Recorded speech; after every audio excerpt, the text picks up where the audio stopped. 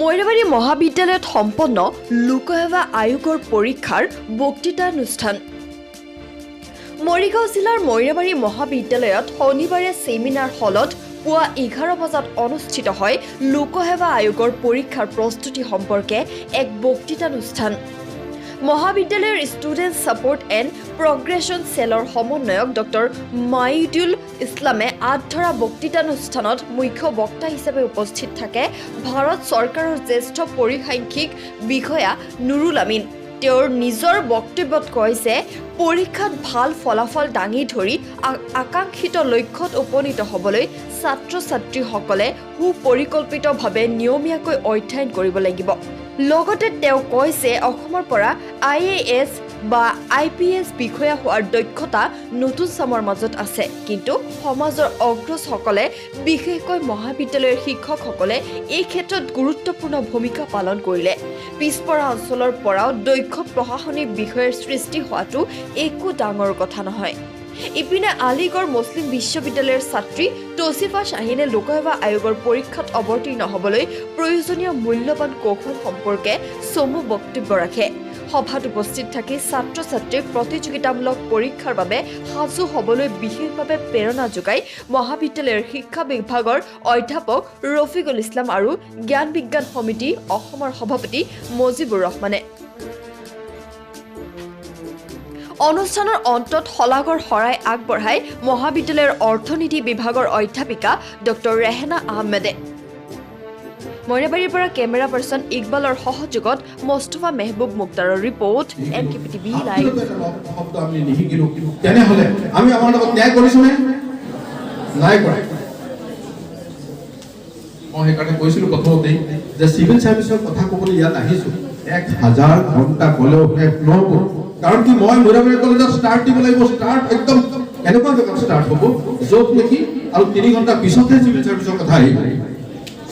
গতিকে মোৰ হাতত এতিয়া মাত্ৰ 60 মিনিট সময় আছে। তথাপি মই এতিয়া কওঁ সহজ কৰি আনো কথাখিনি সময় আনিব কৈছোঁ। তোমালোকে মাত্ৰ 7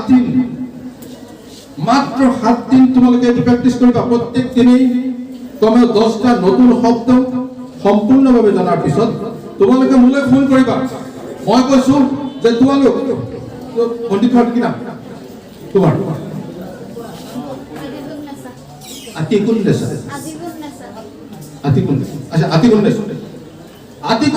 এক সপ্তাহ পিছত তেওঁ ফোন কৰিব, sir I am a different Atikunnesa. এক সপ্তাহৰ ভিতৰতে তেওঁ ইমানখিনি পৰিৱৰ্তন আহিব। মই তোমালোকক কৈ গৈছোঁ ইমান সত্যি হৈ আকৌ এদিন আহিম আৰু তেতিয়ালৈ তোমালোকে ক'বা ছাৰ আপোনাৰ মতে আমি পঢ়া শুনা কৰোঁ, আমাৰ কোনো পৰিৱৰ্তন হোৱা নাই, আমি একেই আছোঁ, আমাৰ কোনো ডিফাৰেঞ্চ নহয়। কিন্তু তোমালোকে সেই কামটো কৰিবা। 7 দিন এই কামটো কৰাৰ পিছত ক'বা, আগতে নহয়। অনেষ্টলি 7 দিন যিখিনি শব্দ আহিব আটাইখিনি পঢ়ি চেপ্টাৰটো বুজিবলৈ চেষ্টা কৰা। তাৰমানে এইটো মেকুৰী নে বাঘ সঁচাকৈয়ে বুজিবলৈ চেষ্টা কৰা। যেতিয়া দেখিব যে নহয় বাঘ নহয়, এইটো মেকুৰী। মই এটা কথা কওঁ, ডক্টৰ মইদুল ইছলাম তোমালোকে ইংৰাজী প্ৰফেচাৰ। তেওঁ ঘৰটো মোৰ লগত আছিলে। তেওঁ খুব ইংৰাজী পঢ়ি ভাল পাইছিলে, পেপাৰ পঢ়িছিলে। পেপাৰৰ মই কৈছিলোঁ যে এডিটৰিয়েলটো পঢ়া। এডিটৰিয়েলটো এনেকৈ পঢ়িলে প্ৰায় এবছৰমানৰ পিছত তেওঁ এনেকৈ ক'ব পৰা হৈ গ'ল। মই কৈছিলোঁ কাইলৈ এডিটৰিয়েল কি হ'ব?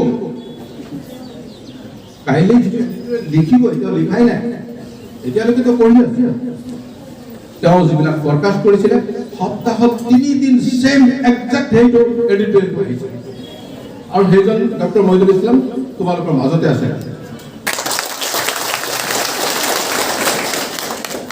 ইমানেই আছিলে তেওঁ মই যে কৈছিলোঁ তোমালোকৰ ছাবজেক্ট ফেভৰেট ছাবজেক্ট পঢ়ি আছিলে ছায়েন্স, মনে মনে পঢ়ি থাকে খালি ইংলিছ।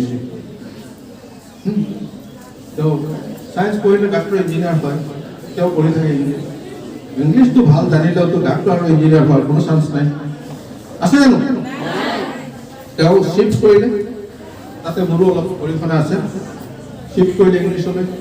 আজি তেওঁ ডক্টৰ হৈ গৈছে, হয়নে? মোৰ যিহেতু পৰিয়ালৰে তেওঁ এটা সময়ত ME স্কুল এখনত চাকৰি হৈ গৈছিল।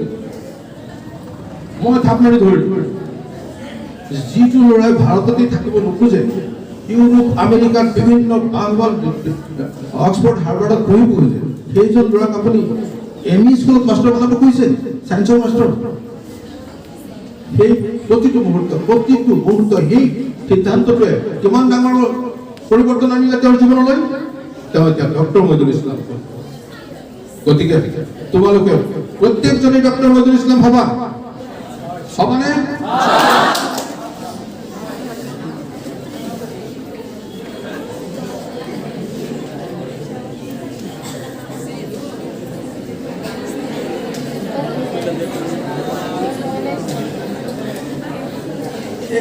रोडमेप सम्पर्क बहुत कबली आছিলে মই নকওঁ এতিয়া আৰু रोडमेप সম্পৰ্কত roadmap of excellent academic career যেটো আমাৰ হাতত পৰিছে যেটো আমি 20 বছৰ কৰ্মৰ ফলত যেটো আয়ত্ত কৰিছো সেই रोडमेप সম্পৰ্কে আৰু এতিয়া নকওঁ মাত্ৰ এটা কথা কৈ থৈ গ'লো এতিয়া আকৌ সিভিল সাৰ্ভিসত আহিছো civil service exam union public service commission কৰিলোৱাতে তোমালোকে কৈছিল যে বহুতে হাত লগাই নাছিল মাত্ৰ 7 জন মানে হাত দাঙিছিল union public service commission staff selection commission Assam public service commission Bihar public service commission IPPS এনেকুৱা ধৰণৰ সাৰ্ভিস কমিশন বিলাকে বিভিন্ন ধৰণে বিভিন্ন গভৰ্ণমেণ্ট চাকৰি বিলাকক নিযুক্তি দিয়ে ইয়াৰ ভিতৰত ভাৰতৰ আটাইতকৈ নামী আৰু দামী যিখিনি পোষ্ট আছে সেইখিনি কৰে ইউনিয়ন পাব্লিক সাৰ্ভিস কমিশন আৰু ইয়াৰ হেডকোৱাৰ্টাৰটো আছে নতুন দিল্লীত যিটো বিল্ডিঙত আছে যিটো ঘৰত আছে তাৰ নাম হৈছে দৌলপুৰ হাউস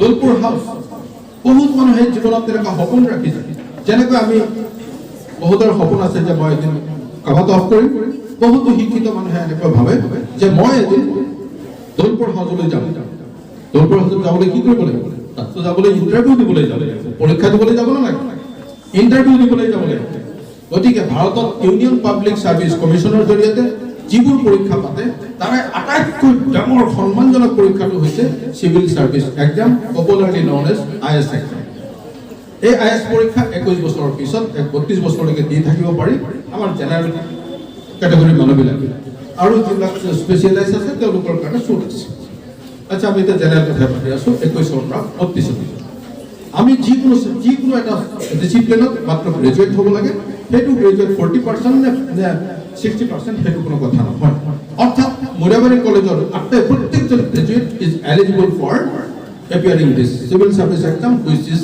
the toughest exam at the same time it is the most prestigious exam of this country as well as of its world গতিকে মই আজি এই পৰীক্ষাৰ একবাৰ স্কেলিটন খিনি কম ইয়াত তিনিটা পৰ্যায়ত হয় পৰীক্ষাটো প্ৰিলিমছ হয় মেইন হয় আৰু ইন্টাৰভিউ আসলতে তিনিটা নহয় এটো দুটা স্ক্ৰিনিংত তোমাক এটা সেকেন্ডাৰী নিচিনাকে কাম কৰে স্ক্ৰিনিং কৰি পেলাই মাত্ৰ এইখিনি মেইন পৰীক্ষালৈ দি দিয়া যেটো তোমাৰ প্ৰিলিমছ হ'ব এমসিকিউ জানা তোমালোকে এমসিকিউৰ জৰিয়তে হ'ব এমসিকিউৰ পিছত যিখিনি ষ্টুডেন্ট পাস কৰিব তেওঁলোকে মেইনত যাব মেইনত কিন্তু আমি যেনেকৈ মেইন পৰীক্ষাবোৰ দিওঁ মেট্ৰিক পৰীক্ষাবোৰ দিওঁ ঠিক তেনেকৈ ৰিটেন এক্সাম হয় ট্ৰেডিশনাল এসেট এডুকেশ্যন হয় এই পৰীক্ষাত 1750 আৰু ইন্টাৰভিউ যে 275 আছে এইটো মিলি 2025 মাৰ্ক এই 2050 মাৰ্ক 2025 মাৰ্ক এই 2025 মাৰ্কৰ ভিত্তিত তুমি যিখিনি নম্বৰ পাবা সেইটো তোমাৰ নামটো ক'ত ওলাব মেৰিট লিষ্টত তাত নিৰ্ধাৰণ হ'ব অৰ্থাৎ প্ৰিলিমছ পৰীক্ষাৰ মাৰ্কছ তালৈ নাযায় এতিয়া মই ইংৰাজীৰ ওপৰত ইমান জোৰ দি ইংৰাজীৰ খবৰটো কেলি লৈছো জানানে তোমালোকে ধৰি ললো যে প্ৰিলিমছ সবেই পাছ কৰিছা এনেকুৱা এক্সটেনসিভ ষ্টাডি কৰিছা মোটামুটি তেনেকুৱা এটা ষ্টাডি চাৰ্কুলৰ সৃষ্টি হৈছে তোমালোকে তাত গৈ জীৱনৰ যিখিনি বেকলগ মাৰিবলৈ সব মাৰিছা এতিয়া তোমালোকৰ কিতাপত এটাও শব্দ নাই যিটো তোমালোকে নাজানা তোমালোকৰ কিতাপত বেলেগৰ কিতাপত নহয় দেই নিজৰ কোৰ্সৰ কিতাপৰ কথা কৈছো তোমালোকৰ কিতাপত এনেকুৱা এটা শব্দ নাই তোমালোকে যেটো নাজানা এনেকুৱা কোনো বাক্য নাই যিটো তোমালোকে বুজি পোৱা নাই এনেকুৱা এটা কথা নাই যিটো তোমালোকে নিজে ক'ব নোৱাৰা আমি অসমীয়াত কথা ক'ব আমি শুদ্ধ বাক্য লিখিব পাৰো ক'ব পাৰো এনেকুৱা এটা দিন আহিব মই যিটো ৰাস্তাৰে কৈছো তোমালোকে এটা শুদ্ধ বাক্য তোমালোকে ৰচনা কৰিব পাৰিবা এটা শুদ্ধ বাক্য লিখি উলিয়াব পাৰিবা যেতিয়া এটা তোমালোকৰ জীৱনত ছাত্ৰৰ জীৱনত আটাইতকৈ গুৰুত্বপূৰ্ণ বস্তু এটা কথা কওঁ মই তোমালোকৰ যিটো এই এবছৰ পঢ়াৰ 2 বছৰ পঢ়াৰ 3 বছৰ পঢ়াৰ যিটো ৰিৱাৰ্ড আহে যিটো পুৰস্কাৰ আহে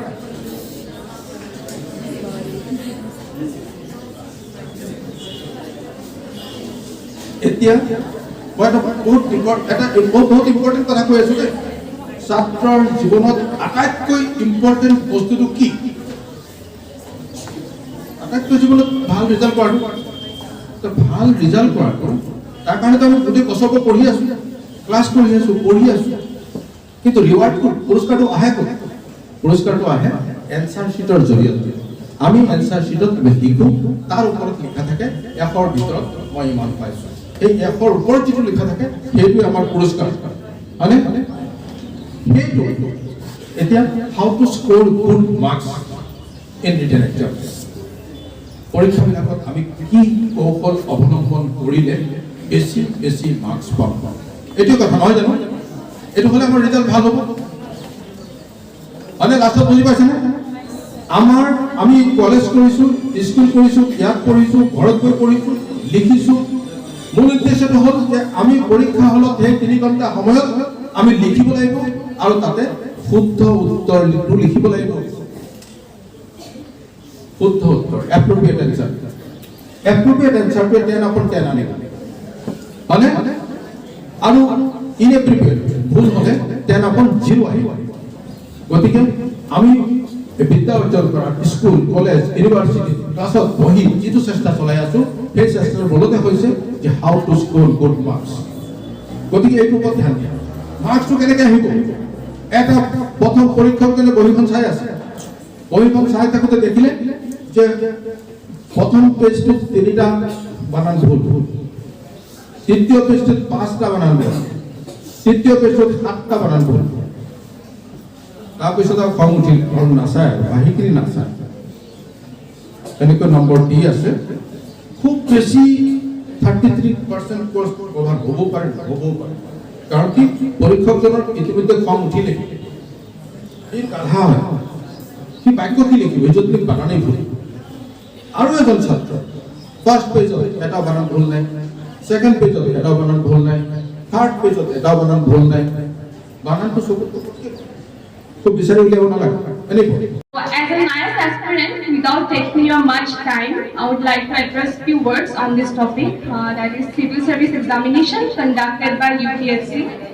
So first of all, it has been said by my mentor too, and also I have heard from many people that this examination is one of the toughest examination in the world. But if anyone asks me, I will not say this is the toughest. In other sense, I will say it's the easiest one. Because it is that type of examination which is so flexible, where a general category student can attempt it for 6 times. Yes, for 6 times they can sit for this examination. And I have seen many students who have scored only average marks in 10 to 12 board, like 60% or 50%. They are the present bureaucrats of our country, India. So it is not that easy. Have faith and have confidence in you. You can also crack it if you wish to.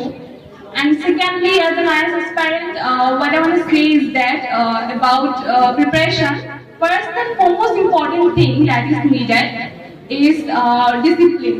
You have to organize yourself in a disciplined manner to crack it, to be a future bureaucrat of our country. And second most important thing is that proper planning and strategy. Without proper planning and strategy, you can't achieve it. You need to have proper planning and strategies. Otherwise, everything will be a mess. Every step you take should be on proper planning and strategies.